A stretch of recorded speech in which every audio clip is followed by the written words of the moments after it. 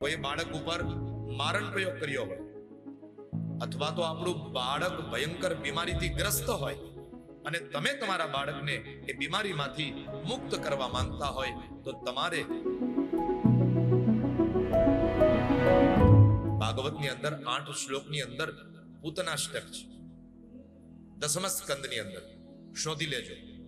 તમારા બાળકને કાંઈ પણ વશીકરણ હોય, કોઈએ તંત્ર પ્રયોગ કર્યો હોય, કોઈએ બાળક ઉપર મંત્ર પ્રયોગ કર્યો હોય, કોઈએ બાળક ઉપર મારણ પ્રયોગ કર્યો હોય, અથવા તો આપણું બાળક ભયંકર બીમારીથી ગ્રસ્ત હોય અને તમે તમારા બાળકને એ બીમારીમાંથી મુક્ત કરવા માંગતા હોય તો તમારે ઘીનો દીવો ઠાકોરજીની સમક્ષ કરી, ગાયના ઘીનો દીવો કરી અને આ પૂતનાષ્ટકનો તમે રોજ પાઠ કરો. તમારા બાળકને માટે યાદ રાખજો, ભાગવત ભગવાન એમ કહે, તમારું બાળક સ્વસ્થ બની જશે, તંદુરસ્ત બની જશે, એની તમામ બીમારીઓ ખતમ થઈ જશે.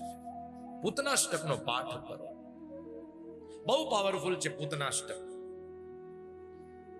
એની યશોદાએ ગૌમૂત્ર છાંટ્યું લાલા ઉપર અને પછી તો પૂછડું ફેરવું છે અને આ રીતે પૂતનાષ્ટકના પાઠ કર્યા છે.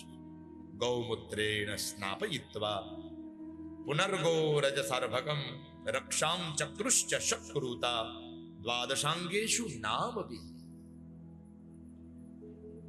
અને છેલ્લે સુખદેવજી મહારાજ વર્ણન કરે આ રીતે પૂતના એનું ચરિત્ર વિરામ પામે છે. રાજન, જે વ્યક્તિ આ પૂતના ચરિત્રનું શ્રવણ કરે છે એને શું પ્રાપ્ત થાય છે? તમે બધાએ અત્યારે પૂતના ચરિત્ર સાંભળ્યું, તમને શું પ્રાપ્ત થયું? ફલશ્રુતિ સાંભળો.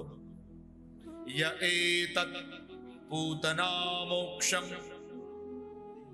કૃષ્ણસ્યાર્ભકમદ્ભુતમ શૃણુયાત શ્રદ્ધયા મર્ત્યો ગોવિંદે લભતે રતિમ.